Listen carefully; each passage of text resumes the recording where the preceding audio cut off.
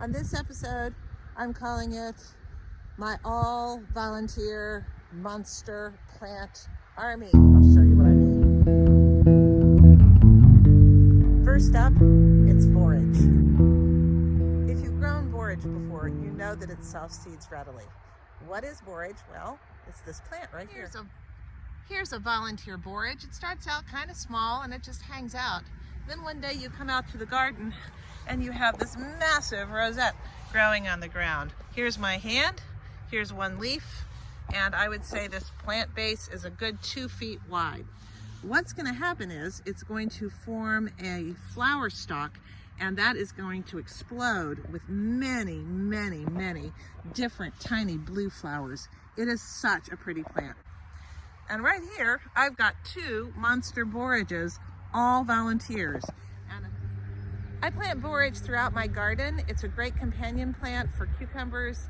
It's a great in terms of attracting pollinators to your garden and also beneficial insects.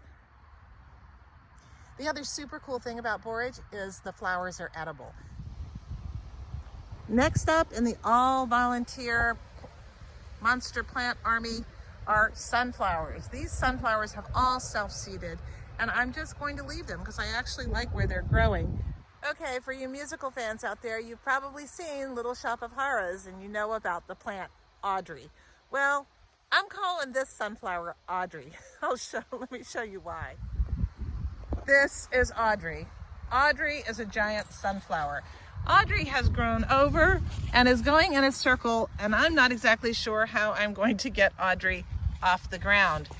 Audrey's self-planted. It's going to have multiple flowers coming off, and so I wouldn't mind having Audrey as a part of my garden, but I am going to have to figure out how to get Audrey up off the ground because Audrey is also growing alongside my peppers. I mean, Audrey's got to be the most massive, weirdly shaped sunflower plant I've ever seen in my garden. But there's something just endearing about Audrey, don't you think?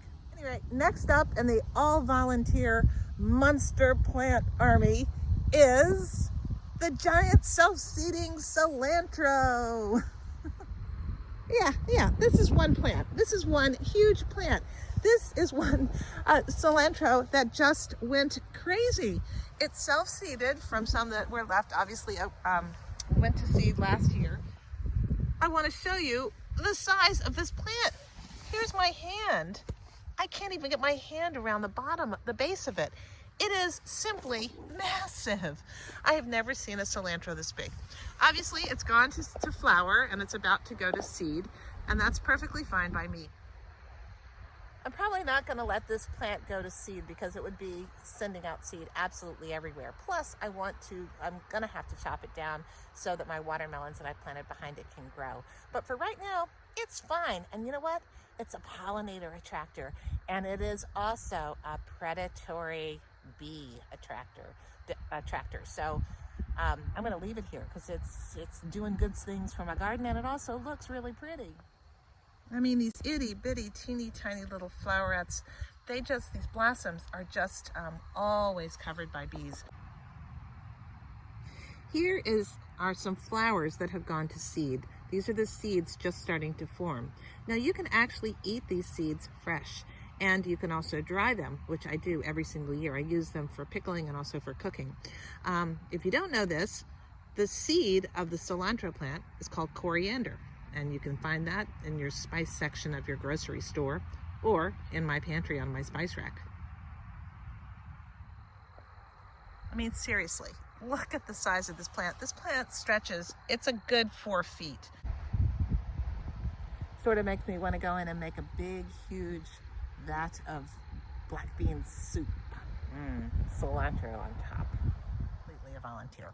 What you're looking at is a parsnip getting ready to flower. This plant was planted last spring, and for whatever reason it didn't really grow very much, and so it didn't get pulled as a parsnip. But this spring it is in its 2nd year of growth. These are biennials like carrots and parsley, and so now it is flowering. And what is going to be great, this is going to be a humongous flower head on here with teeny.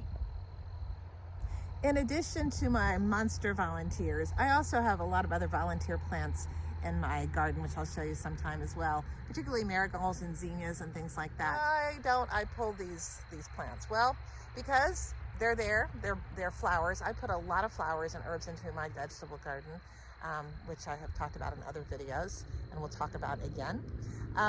They add beauty, they add diversity. They usually are some of the strongest plants that you're going to get because they've survived the winter and they've seeded themselves. So they tend to have really good deep root systems. So look for your volunteers. Now sometimes I do have to relocate them if they're not in the right spot, like if they're growing in the middle of a pathway. I'll take it out and I'll put it in another bed. So enjoy your volunteers. Thanks for watching. Happy gardening. Bye.